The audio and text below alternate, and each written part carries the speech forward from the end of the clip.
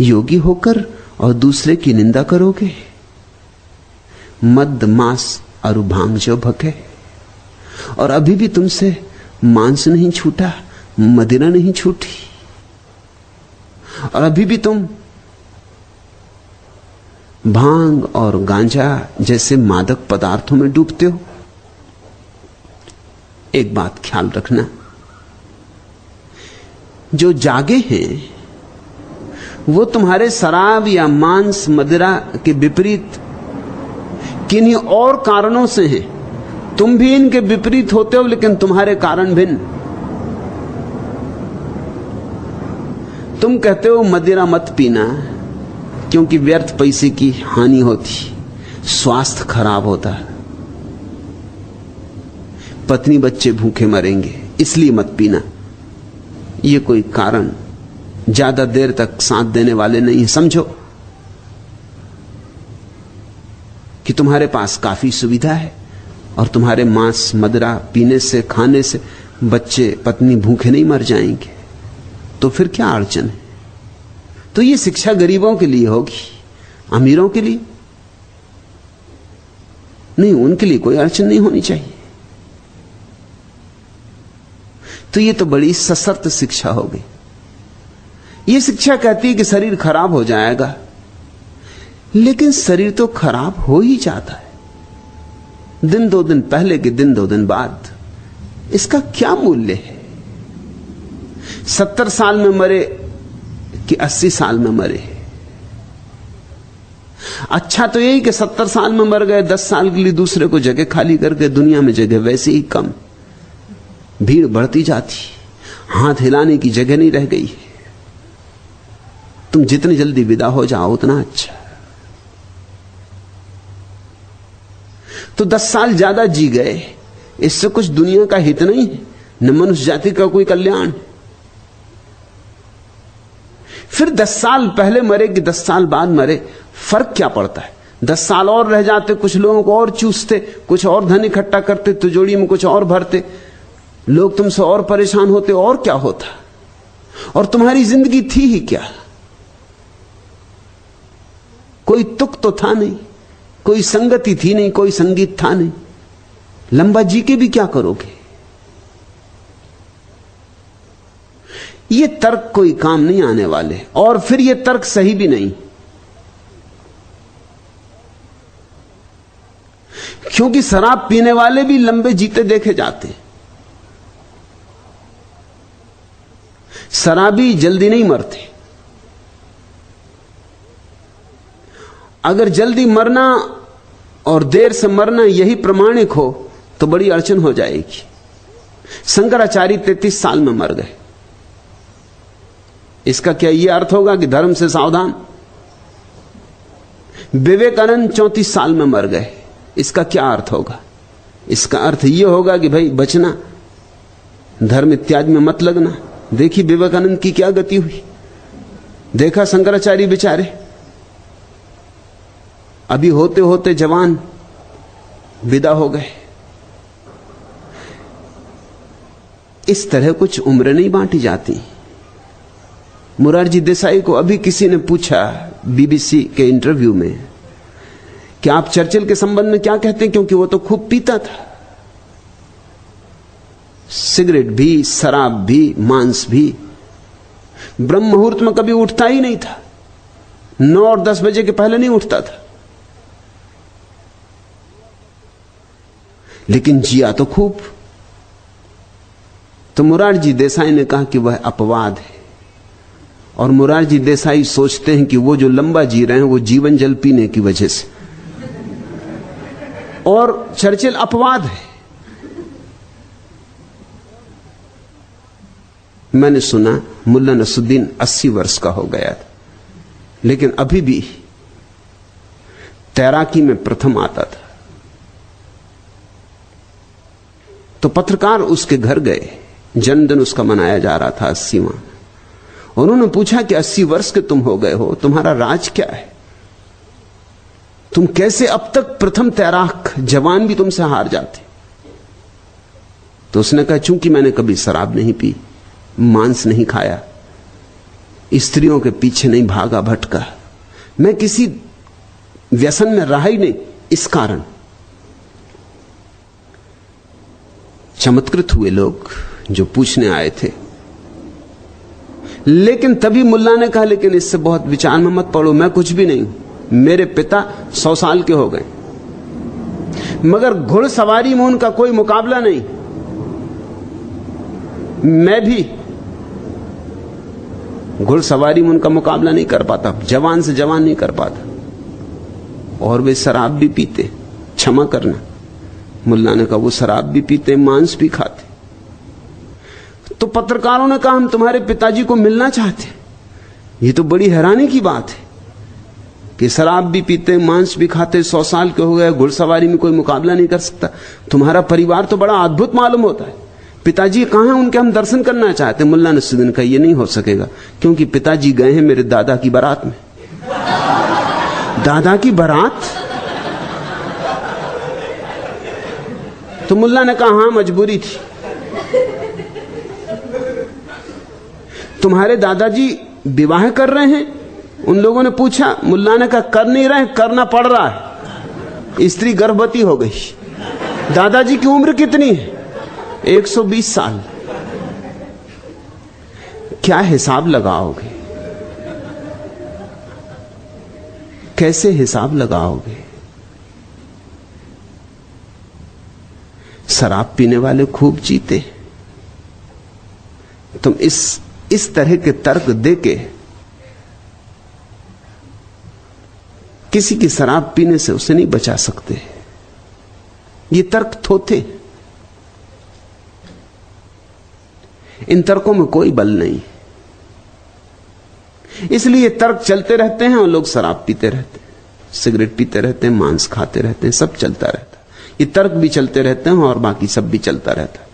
इन तर्कों में और उनके जीवन व्यवहार में कोई संबंध कभी निर्मित नहीं होता। जब बुद्ध पुरुष कहते हैं, गोरख जैसे पुरुष कहते हैं कि मत पियो शराब, तो उनके कारण बहुत अन्य है। इसलिए नहीं कि तुम ज्यादा जी लोगे, ज्यादा जी के क्या करोगे, जीने में मूल्य ही क्या है। इसलिए भी नहीं कि स्वास्थ्य अच्छा रहेगा। स्वास्थ्य का कोई आध्यात्मिक मूल्य थोड़ी है।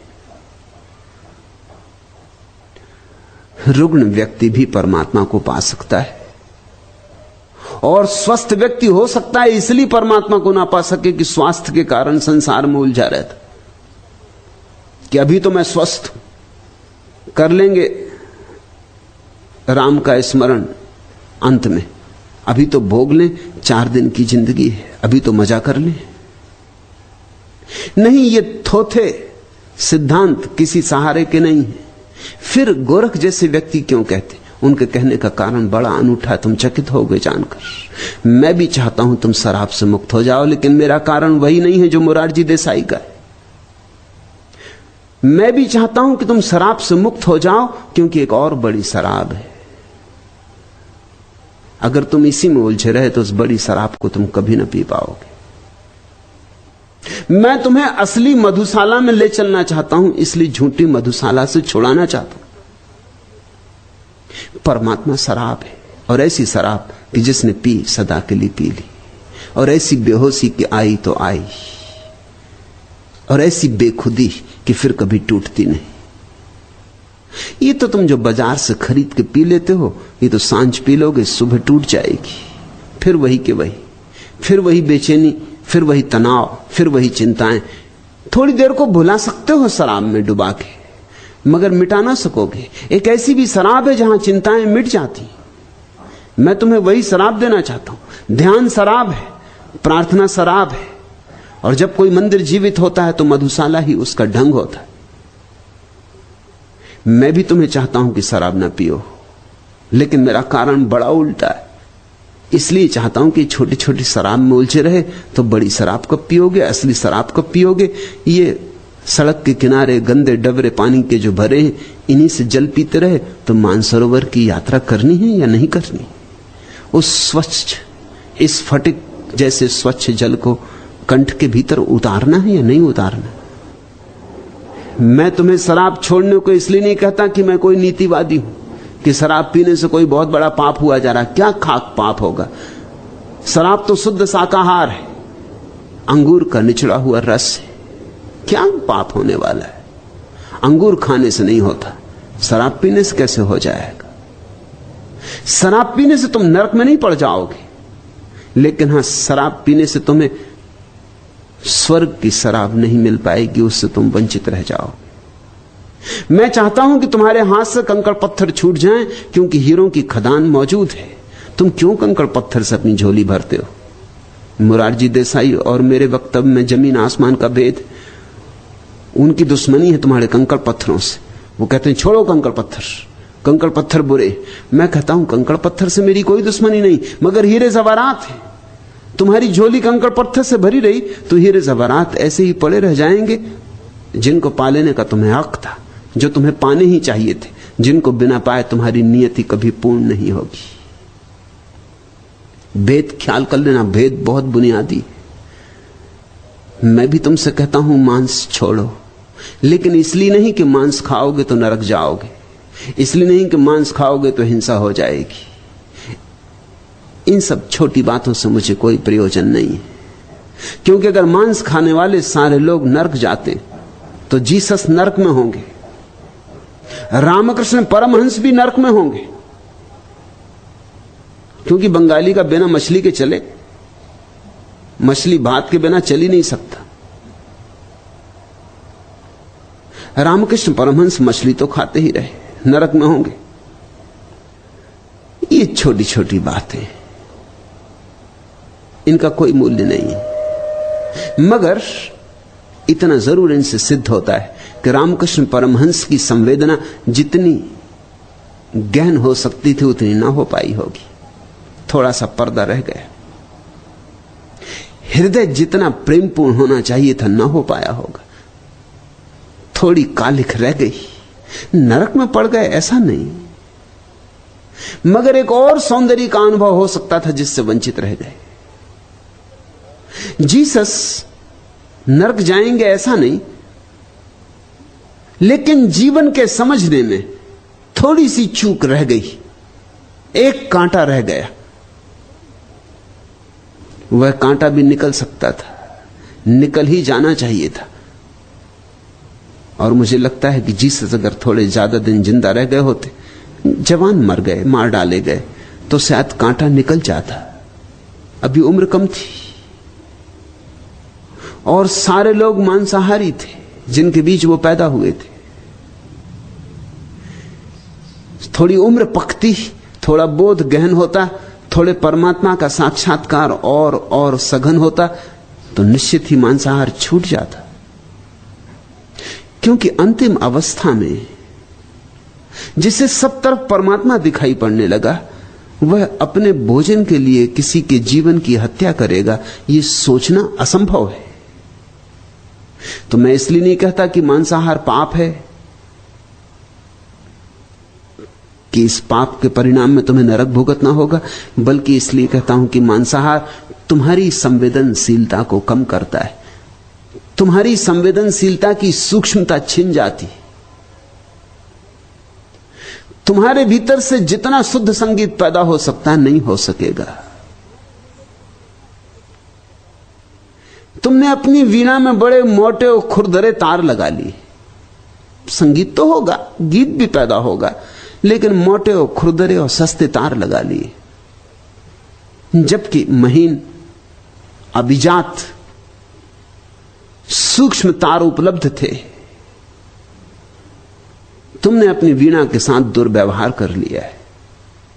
नहीं कि तुम नरक में पड़ोगे क्योंकि तुमने वीणा में खुरदरे तार लगा लिए। और यह ध्यान रखना कि जब तुम मांसाहार करते हो तो तुमने किसी को मारा, इस भ्रांति में मत पड़ना, क्योंकि मर तो कोई सकता नहीं। इसलिए पाप यह नहीं है कि तुमने किसी को मार डाला, मृत्यु तो यहां होती ही नहीं, मारने का तो कोई उपाय ही नहीं। सिर्फ तुमने देह छीन ली एक आत्मा की, वह आत्मा नई देह ले लेगी। सवाल हत्या का नहीं है, सवाल इसका है कि तुम देह छीन सके। सवाल तुम्हारा है। वह आत्मा तो नई देह ले लेगी, नया गर्भ ले लेगी, कोई मरता नहीं। कृष्ण कहते न हन्यते हन्य माने शरीरे, नहीं शरीर के मरने से उसकी मृत्यु होती। मगर सवाल तुम्हारा है, तुमने संवेदन शून्यता दिखलाई, तुम्हारे भीतर हार्दिकता नहीं है, तुम थोड़े पथरीले हो, तुम कोमल नहीं हो, और तुम कोमल नहीं हो तो तुम्हारे भीतर का कमल नहीं खिलेगा, या अधखिला रहेगा, या एक आध पखुरी अनखिली रह जाएगी। परम चित्त की अवस्था में मांसाहार असंभव है, और जो परम चित्त की अवस्था चाहते हैं उन्हें यह बोध रखना चाहिए। तो ठीक कहते गोरख, जोगी होई पर निद्रा झके, मद मास अरु भांग जो भखे, एक उत्तर से पुरुषा नरक जाई। ऐसे मैंने हजारों लोगों को नरक जाते देखा है। सती सती भासत श्री गोरख राय, मैं सच सच कह रहा हूं, किसी की निंदा नहीं कर रहा हूं, जो तथ्य है उतना ही निवेदन कर रहा हूं। और जो सच को सुन लेगा उसकी जिंदगी में क्रांति शुरू हो जाती। अब रही मुश्किल पड़ी, गाड़े दो काम, सांचे से तो जग नहीं, झूठे मिले न राम। जिसने सच को सुना, सच को समझा, उसके जीवन में क्रांति का क्षण आ गया। उसे एक बात दिखाई पड़ने लगेगी कि अगर सच की मान के चलूं तो राम मिल सकते हैं, लेकिन जग अपने आप खो जाएगा। छोड़ना नहीं पड़ता, जग अपने आप खो जाता है। झूठ से तो राम नहीं मिलता, सच से जग नहीं मिलता।